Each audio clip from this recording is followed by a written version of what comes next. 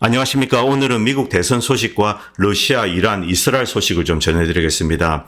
민주당이 부통령 후보로 팀 왈츠를 지명했습니다. 이것은 광대극입니다. 이란, 미군 기지를 직접 겨냥하다. 토이토브루크 전투가 재현되는가? 이런 제목으로 방송을 시작했습니다. 먼저 로전 소식 전해드리겠습니다. 젤렌스키가 일군의 부대를 보내서 쿠르스 쪽으로 이제 침공을 했습니다. 쿠르스크는 러시아 땅입니다. 자, 먼저 들어와서 이제 국경 쪽에서 이 러시아의 경무장 국경 수비대가 있습니다. 뭐들 한 20명 정도를 이렇게 인질로 잡은 것 같습니다. 탱크까지 중화기로 동원해서 이렇게 들어오니까 어쩔 수가 없는 거죠. 그리고 쑥 들어왔는데 당연히 박살이 나죠. 이 러시아의 쌩쌩한 항공 전력 그리고 포병 이런 것에 의해서 우크라이나군은 큰 피해를 입었습니다. 자, 지금 어떤 상황인지 정확한 내용은 올라오고 있지 않습니다만 일단 우크라이나군이 박살이 난 것 같습니다. 그리고 지난번 벨고로드 지역에서는 한 2천여 명 정도의 사상자, 그 정도 이제 피해를 입고 결국 퇴각했습니다. 여기서도 이 젤렌스키 정권은 뻘짓을 했습니다. 왜 이런 바보 같은 공격을 할까? 이런 데 들어오면은 바로 박살이 난다는 것은 불을 보듯 뻔합니다. 우크라이나는 이들을 지원해 줄 수 있는 항공 전력을 갖고 있지 않습니다. 조인트 스트라이크가 불가능하죠. 자, 지상군을 이용해서 이제 들어간다고 하더라도 러시아의 이 쌩쌩한 항공 전력이 그대로 이제 폭격을 가하게 됩니다. 그냥 밥입니다, 밥. 결국 벨고로드 지역도 엄청난 피해를 입고 쫓겨나고 쿠르스 쪽도 이제 결국 그 재판이 될 겁니다. 자, 이런 일을 하는 데에는 두 가지 이유가 있을 것으로 생각합니다. 첫 번째는 대외적으로 어떤 쇼를 하는 겁니다. 자, 우리도 러시아 본토를 침공할 수 있는 능력이 있다. 이 과시용으로 인해 많은 병사들을 갈아 넣는 거죠. 정말로 어리석은 짓입니다. 그리고 두 번째는 러시아를 자극해서 자, 이 숨이나 체르니브로 러시아의 지상군을 끌어들이는 겁니다. 자, 그런데 이것은 바보 같은 생각은 아니라고 합니다. 현재 우크라이나는 미국이 제공한 다양한 종류의 미사일을 가지고 있습니다. 미국은 이것을 이용해서 러시아 본토를 타격하는 거 이것을 금하고 있습니다. 현재까지는요. 그런데 러시아군이 수미 지역으로 들어온다. 이때는 태컴스 집속탄 이런 것을 이용해서 러시아 지상부대에 공격을 가할 수 있는 거죠. 자, 그렇기 때문에 러시아군도 이제 상당한 피해를 입을 수가 있습니다. 이런 것을 노리는 것이 아닌가. 군사적으로 의미가 없는 것은 아니라고 합니다. 그러나 러시아는 바보가 아니죠. 자, 이쪽에서는 일단 계속 대기하고 있는 상태입니다. 러시아는 이 돈바스, 루안스크, 도네스크 그리고 밑에 이제 사포로치아 이쪽 지역에서만 계속 이렇게 꾸준히 밀고 나가고 있습니다. 이미 러시아는 이 4개 지역의 이제 주민들이 주민 투표를 해서 러시아의 병합을 선언했기 때문에 이쪽은 러시아 영토야. 그래서 러시아 영토를 완전히 수복한다. 이런 목표하에 이 4개 지역에서 계속 밀고 나가고 있습니다.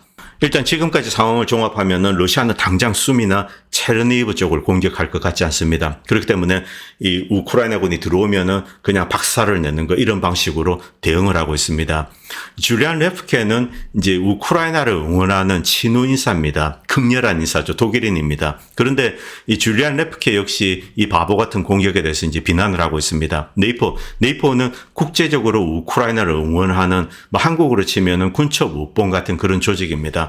자, 이 쿠르스크가 불타고 있다. 이 구경꾼들은 신이 난 겁니다. 러시아 놈들 혼나고 있다. 이렇게 신이 난 거죠. 그런데 정작 싸우고 있는 우크라이나 군인들은 아니야, 그런 게 중요한 게 아니야. 이 군사적으로 아무런 의미가 없어. 결국은 패퇴될 것이다. 우리가 해야 될 일은 돈바스 전선을 안정화시키는 거다. 러시아군이 공격해도 이제 방어선이 무너지지 말아야 된다. 여기에 집중을 해야 되는데 저기 쿠르스크 가서 이제 뻘짓을 하는 겁니다. 그러나 미국판 군첩 서유럽도 있겠죠. 자, 이들 네이포는 야, 신난다. 러시아 놈들 혼나고 있다. 열심히 싸워라. 이러고 있는 거죠. 쿠르스크 때려. 이러는 거죠. 자, 우크라이나 군인들은 야, 우리가 너네들 즐겁게 하기 위해서 지금 전쟁을 치르고 있는 건 줄 아냐. 이렇게 이제 한탄을 하는 겁니다. 물론 이 내용은 다 비유입니다. 여기에 대해서 이제 브라이언 벌레릭이 이런 글을 쓰고 있습니다. 그 전에 밑에 이제 우크라이나 측입니다. 지금 우크라이나 방어선이 여기저기서 이제 무너지고 전선이 계속 이렇게 서쪽으로 후퇴하고 있습니다. 정말로 심각한 상황이죠. 자, 지금이야말로 서구에 진짜 도움이 필요로 한 때다. 그런데 서구는 모른 척 하고 있는 겁니다. 물론 많은 지원을 해주고 있죠. 러시아군이 이제 전투를 하면서 이렇게 밀어내고 있는 겁니다. 여기에 대해서 이제 브라이언 벌레릭이 이런 글을 쓰고 있습니다. 2년 전에 많은 사람들은 실제로 충고를 했습니다. 너희들이 진짜 러시아랑 싸운다면은 우크라이나는 파괴될 거다. 결국은 패하게 될 거다. 그리고 많은 사람들이 죽어가게 될 거다.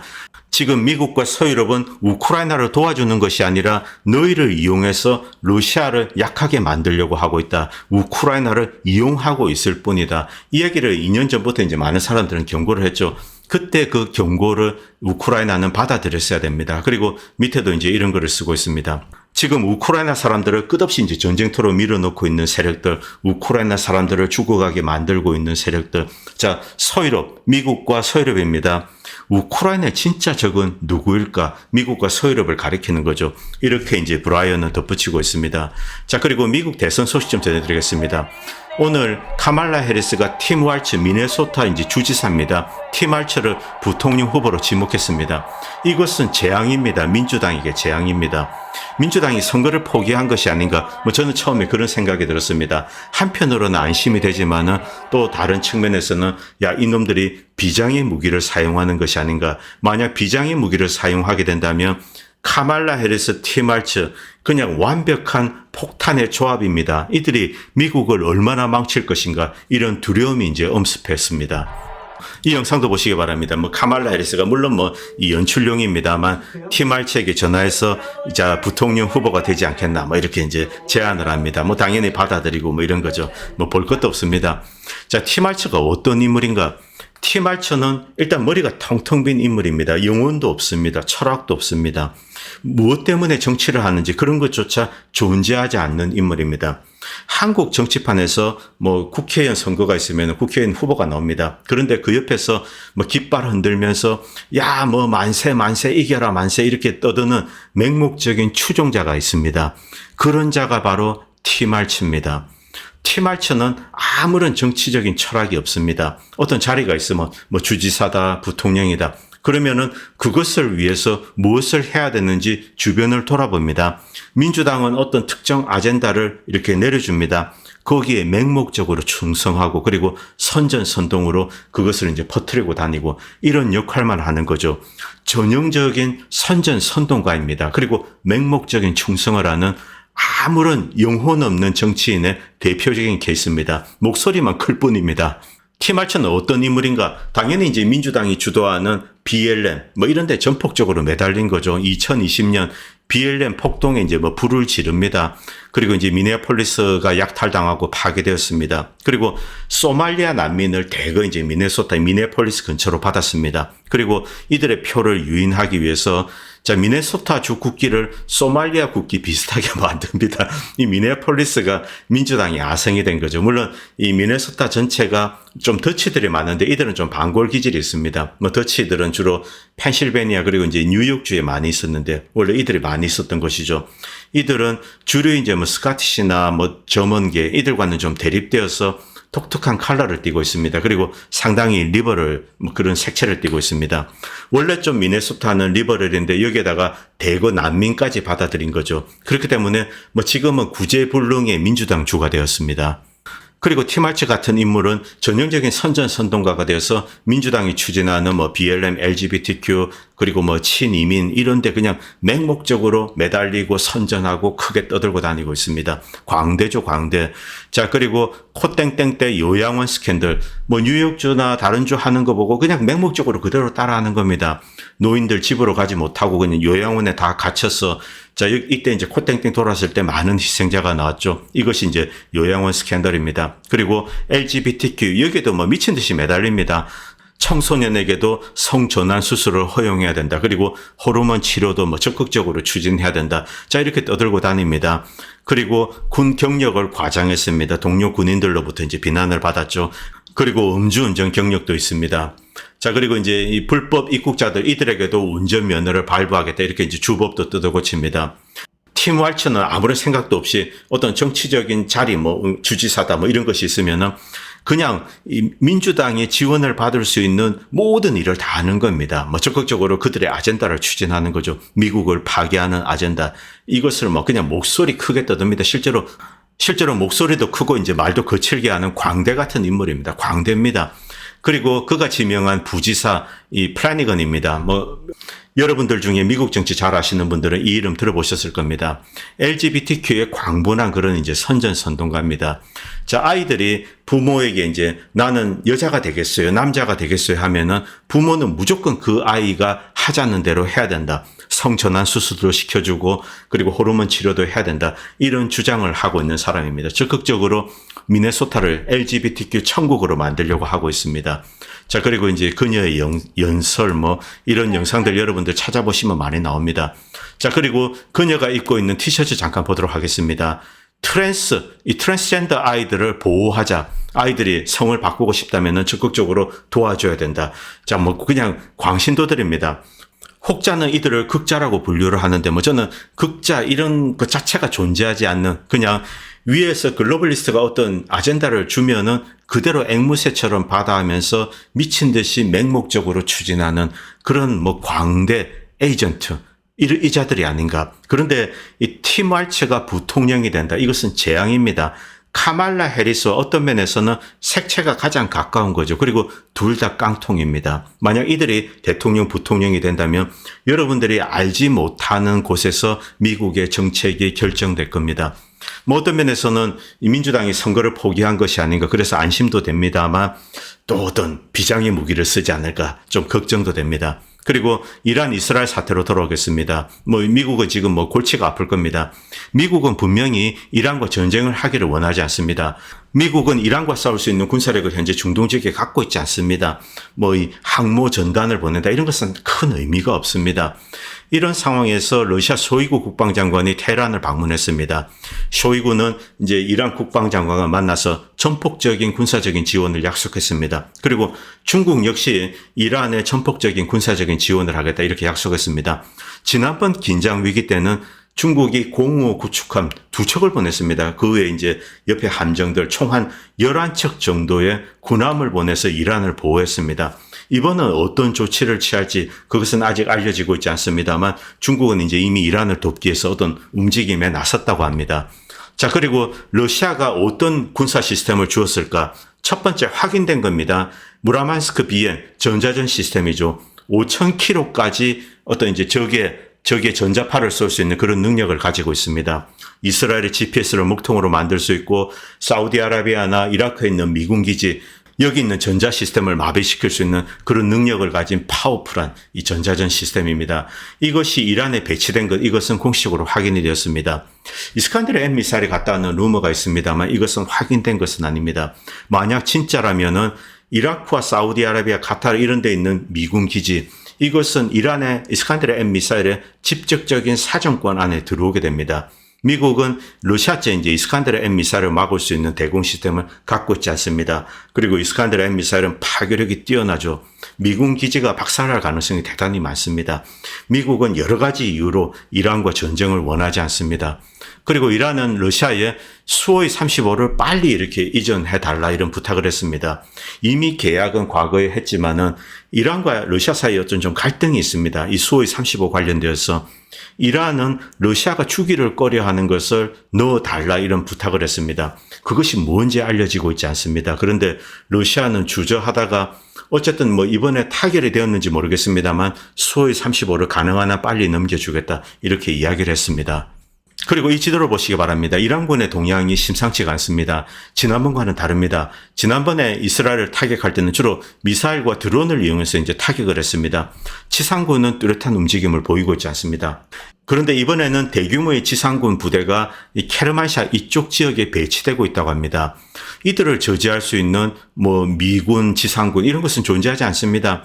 여기에 한 3만 5천 정도 이 정도 이제 미군 병력이 있습니다만 대부분 공군 기지와 그리고 이제 병참, 물류 이런 정도에 지나지 않습니다. 그리고 행정병 그리고 경무장 보병들입니다. 이들은 이런 중무장한 이제 지상군과 싸울 수 있는 역량을 갖고 있지 않죠. 그렇기 때문에 미군은 이란군과는 싸울 수 없습니다. 이란이 노리는 것이 무엇일까? 사실 이란은 이스라엘에 별 관심이 없습니다. 팔레스타인에 대해서도 별 관심이 없습니다. 이란이 원하는 것은 이라크와 시리아 내에 있는 미군 기지를 쫓아내는 겁니다. 그리고 이라크와 시리아, 레바논, 그리고 레바논 남부 헤즈볼라 이쪽으로 연결되는 시아파 벨트를 완성하는 것. 이것이 이란의 전략적인 목표입니다. 이란은 뭐 사우디아라비아나 뭐 쿠웨이트 이런 데를 공격해서 먹는다. 이런 생각을 갖고 있지 않습니다. 시아파 벨트를 완성하는 거죠. 그런데 뭐 시리아 내에 미군은 있지만은 병력 자체가 얼마 되지 않습니다. 뭐 이런 것은 큰 의미가 없는데 이라크 내에 있는 미군 기지가 파괴된다. 큰 기지가 2개 있습니다. 알 아사드 공군기지 그리고 바그다드 근처에 이제 공군기지 그리고 에르빌에 이제 기지가 있지만 여기 역시 이제 병력 자체는 얼마 되지 않습니다. 여러 군사 전문가들은 이란의 진짜 의도는 미국에 대해서 경고를 하는 거다. 뭐 이란 역시 지금 뭐 미국이나 이스라엘과 전면전을 한다. 이런 것을 원하지 않는다고 생각을 합니다.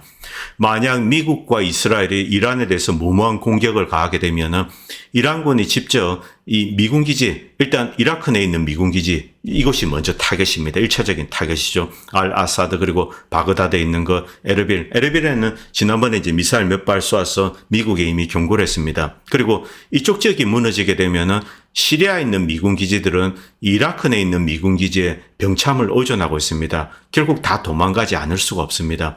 자, 시리아 내에 있는 미군 기지는 위로 이제 터키 쪽으로 도망가야 되고 이라크 내에 있는 미군 기지는 이제 요르단 쪽으로 도망가지 않을 수가 없습니다. 자, 여기 이제 공군 기지가 이제 주력이죠. 그런데 공군 기지, 활주로라든가 주변 제반 시설, 여기에 만약에 이란이 이제 드론이나 이 탄도미사일로 공격을 해서 파괴가 된다. 이때는 공군 전력을 운용하는 것이 불가능해집니다. 바로 이제 대피할 수밖에 없는 거죠. 이게 이쪽 지역에 있는 미군의 취약성입니다. 이란군의 그냥 타겟으로 이렇게 노출이 되어 있는 거죠. 뭐 미군이 중동 지역에 뭐 몇만 명이 있다. 이딴 거 아무런 의미가 없습니다. 아주 얇게 이렇게 스트레치가 되어 있는 겁니다. 스스로를 방어할 수 있는 능력도 없는 겁니다. 그리고 이라크 정부는 미군에게 나가라고 이미 통보를 했습니다.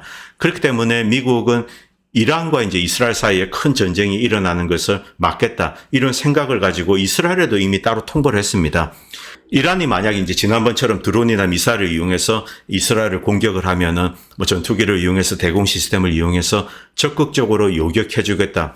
이스라엘을 보호하는 데는 뭐 전폭적인 지원을 하겠다. 이렇게 약속을 합니다만 이스라엘이 이란을 공격하는 것, 여기에는 미국은 도움을 주지 않겠다. 이렇게 이미 이스라엘에 통보했습니다. 이런 내용은 언론이 잘 다루고 있지 않죠. 아주 작게 취급합니다.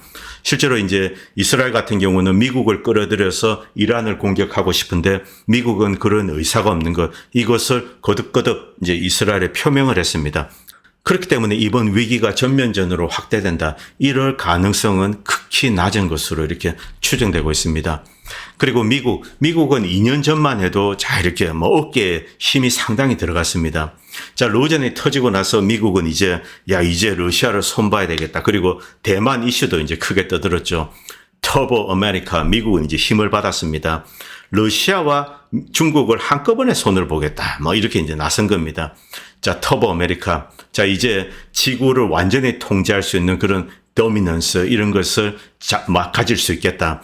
러시아와 중국을 동시에 손을 봐서 미국의 압도적인 지배력을 유지한다. 뭐 이런 망상 같은 글이 여기저기서 올라왔습니다. 그런데 이것은 망상이죠. 교만에 가득 찬 망상에 지나지 않습니다. 암체오로드는 이런 망상에 대해서 이제 이런 이야기를 했습니다. 로마 제국의 예를 듭니다. 자, 로마 제국이 처음에 만들어지고 커질 때, 이때 로마의 지도자들, 제국의 이제 지도자들입니다. 이들은 로마의 정체성, 로마 시민의 정체성, 로마 군인들의 정신, 이런 것을 잘 알고 로마를 어떤 나라로 만들어야 되겠다. 이런 비전도 가지고 있었습니다. 그런 철학도 가지고 있었습니다. 그런데 제국이 이제 수백 년, 천년을 이어가면서 후기로 갈수록 자, 어떤 모습이 되었냐면 로마의 지도자들은 로마가 무엇이라는 것을 까마득히 잊어버렸습니다. 로마의 정체성 이런 것을 깡그리 잊어버린 거죠. 그들이 알고 있는 로마에 대한 이미지는 제국, 세계를 지배하는 제국, 그 다음에 로마 군단 이런 것만 가득 차 있는 겁니다. 그래서 무조건 전쟁을 해서 이겨야 된다. 자, 로마에 찝쩍거리는 놈들이 있으면 뭐 패야 된다. 이런 생각만 한 거죠. 그런데 정작 로마 내부는 시민들은 타락하고 정치 시스템은 부패하고 이렇게 속아서 골마 들어가는 거죠. 결국 로마는 해체되었습니다. 지금 미국도 그 후기 로마랑 비슷한 것이 아닌가.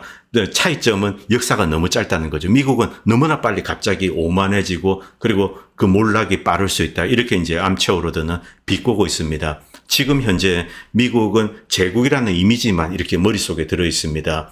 케사르의 군단도 그리고 케사르가 직면했던 정치적인 현실 이런 것을 깡그리 잊어버린 거죠. 그리고 지금 미국의 지도자들도 건국 정신, 미국을 만들 때 어떤 나라로 만들어야 되겠다. 미국의 아이덴티티 이런 것을 지금은 깡그리 잊어버리고 오로지 세계를 어떻게 하면 지배해야 되고 어떻게 하면 러시아와 중국을 동시에 손을 봐야 되고 이딴 바보 같은 생각만 하고 있다는 겁니다. 여기서 로마 제국을 결정적으로 망하게 만든 전쟁, 토트브루크 대전투입니다. 이것을 떠올릴 필요가 있습니다. 999년 로마는 3개 군단을 보냈습니다. 그리고 게르만족의 박살이 나서 완전 괴멸이 되었습니다. 이때부터 이제 로마는 몰락하기 시작한 겁니다. 게르만족 이들은 원시적인 도끼와 이런 것밖에 없었습니다. 이들의 로마 군단이 처참하게 패한 겁니다. 이 내용은 여러분들은 이제 인터넷에 검색하면 잘 나옵니다. 로마군 전사자만 2만 명, 사령관 비루스는 자결했습니다. 그리고 나머지는 포로가 되고 노예로 팔리고 그리고 종교적 제사 희생물로 이렇게 바쳐졌습니다. 게르만족 전사들은 원시적 도끼와 몽둥이로 그냥 로마군을 박살을 냈습니다. 참패 소식을 듣고 아우구스투스는 벽에 머리를 찧으면서 바루스여 나의 군단을 돌려다오 이렇게 소리쳤다고 합니다. 자, 이때 게르만족의 결정적인 승리 요인은 무엇일까? 아르미니우스죠. 당시 이제 27살입니다.